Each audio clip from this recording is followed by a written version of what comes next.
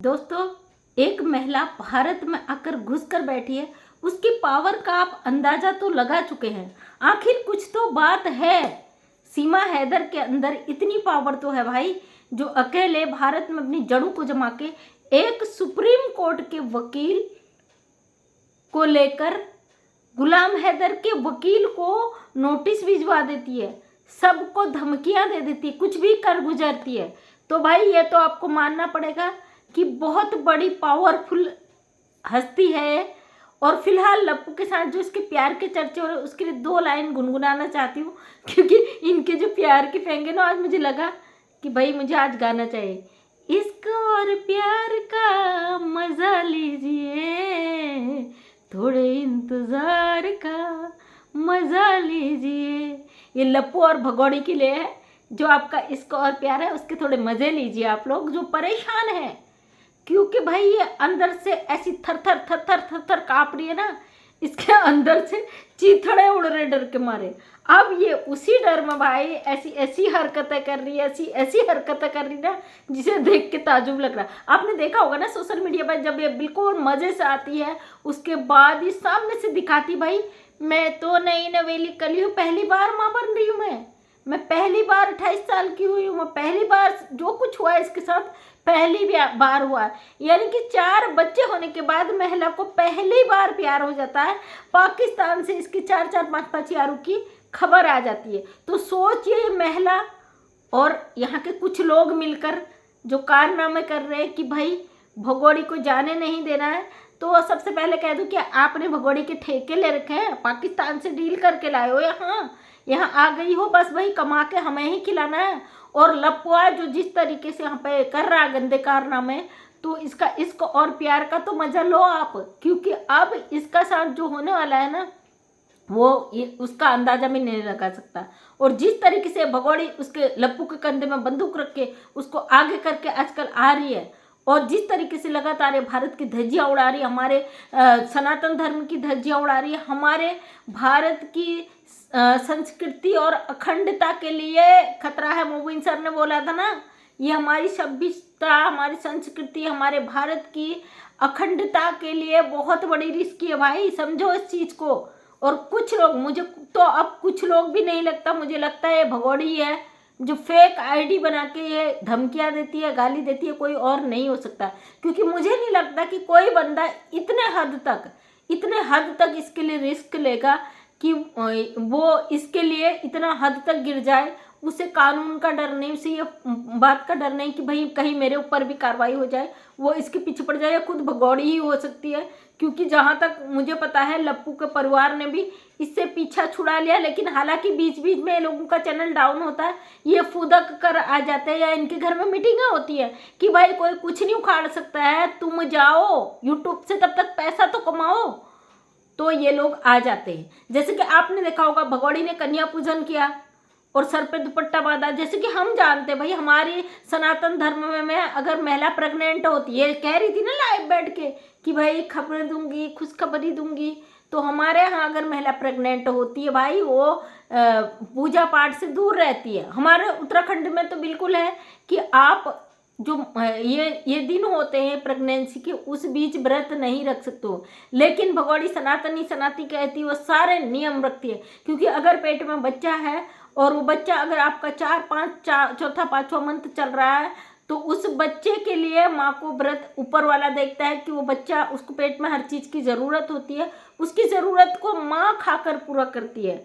लेकिन भगोड़ी कहती 9 दिन की बढ़ती थी। ये लप्पू कहता, लप्पू तो सनातनी है ना, लप्पू सनातनी तो खैर मैं नहीं मानती, लप्पू तो इंडिया का है ना।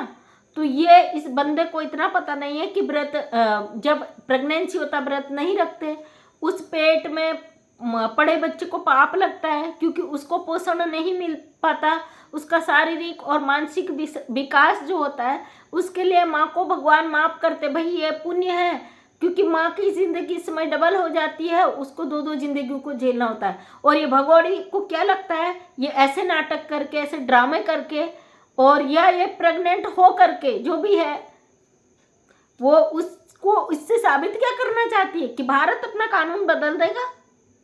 इसके सर पर कुछ तो ऐसी चीज़ है, या ये ऐसी सनकी, ऐसी साइको महिला है कि इसको किसी चीज़ की परवाह नहीं है, किसी भी चीज़ का इसको फिक्र नहीं है, इसको फर्क नहीं पड़ता कि कुछ भी हो, इसका क्या होगा। इसको फर्क ये पड़ता है भाई मैं अपनी जिद, अपनी अक्खड़पंथी, अपनी बदतमीजी मैं आगे हूँ, क्योंकि ये पाकिस्तान में इसी तरीके की ज़िंदगी जीती थी। गुलाम हैदर ने इसको खुला छूट दिया था। बेचारा दिहाड़ी करता था, पत्थर तोड़ता था, 2-2 जगह ड्यूटी करता था। और दूसरे मुल्क में रहना क्या होता है, आप जैसे देशद्रोही नहीं समझोगे जो कहते हैं कि सीमा सनातनी होगी, सनातन से नहीं जाएगी। उस तकलीफ को तुम नहीं समझ सकते हो।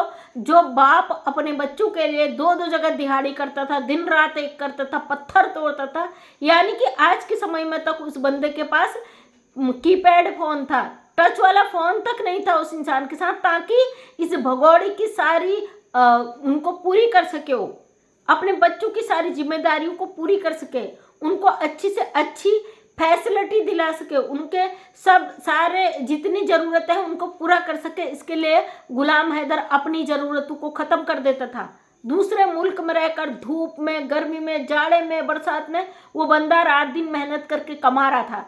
आप लोग जो कहते हो ना सीमा नहीं जाएगी, तो समझ नहीं आता इसने कौन सी गुट्टी आपको पिला दी। भाई एक बाप अपने बच्चे मांग रहा है, पत्नी की तो मांग भी नहीं कर रहा है। जो पत्नी इतनी हद तक गिर चुकी है उसकी तो गुलाम हैदर मांग भी नहीं कर रहा है। तो आपको किसने अधिकार दिया कि गुलाम हैदर को बच्चे नहीं मिलेंगे?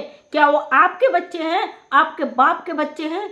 वो जो पाकिस्तान में बैठा है ना, उस गुलाम हैदर के बच्चे हैं। कानून तो क्या, भगवान भी एक पिता को उसके बच्चों से मिलने से रोक नहीं सकता। आप तो साधारण से इंसान हो, शर्म आनी चाहिए आप लोगों को। एक 2% की औरत इतने सारे क्राइम करके भारत में आके बैठ गई है, आप लोगों ने चारों तरफ से जमवाड़ा बनाकर उसे घेर दिया है कि नहीं जाएगी। अपनी कहाँ की खुन्नस आप यहाँ पे निकालते हो उन 4 बच्चों पे। ये लप्पू का परिवार और ये भगोड़ी हमारे कानून का इतना वायलेशन कर चुके हैं, इन्होंने बच्चों के भावनाओं के साथ खिलवाड़ कर दिया। कहते हैं ना लोग, मोबिन मलिक क्यों नहीं बच्चों की कस्टडी ले रहे हैं? देखा ना सोशल मीडिया पे, वो बच्चा बोल रहा है गुलाम हैदर का बेटा कि किसने कहा गुलाम हैदर को बाप कहने को।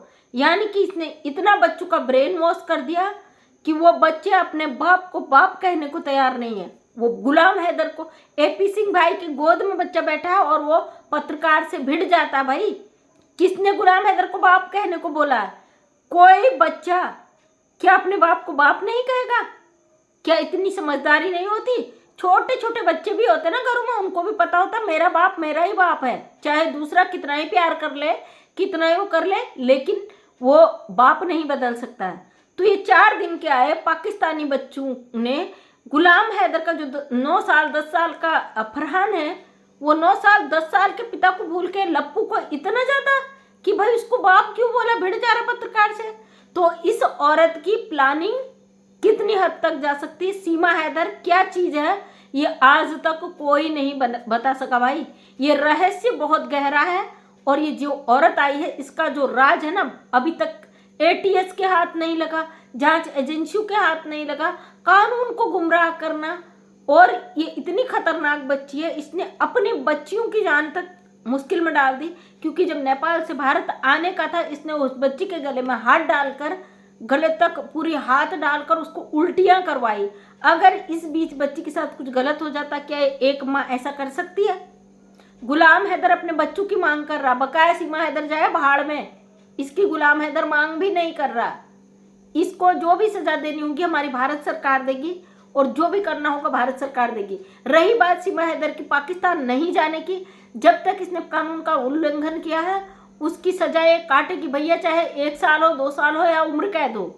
और उसके बाद क्योंकि यहाँ की नागरिक नहीं है, और हमारी भारत सरकार इसको तुरंत उठाकर पाकिस्तान डिपोर्ट कर देगी, भले ही ये बुढ़ापे में जाए।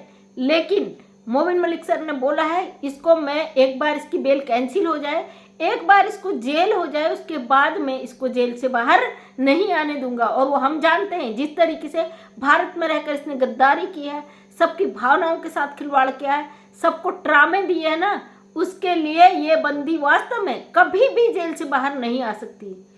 और फिलहाल गुलाम हैदर के बच्चों के साथ हमें गुलाम हैदर के साथ हम हैं, इंसानियत के साथ हम हैं, क्योंकि एक बाप अपने बच्चों की मांग कर रहा है और उसको उसके बच्चे लेने से ना कोई भी नहीं रोक सकता।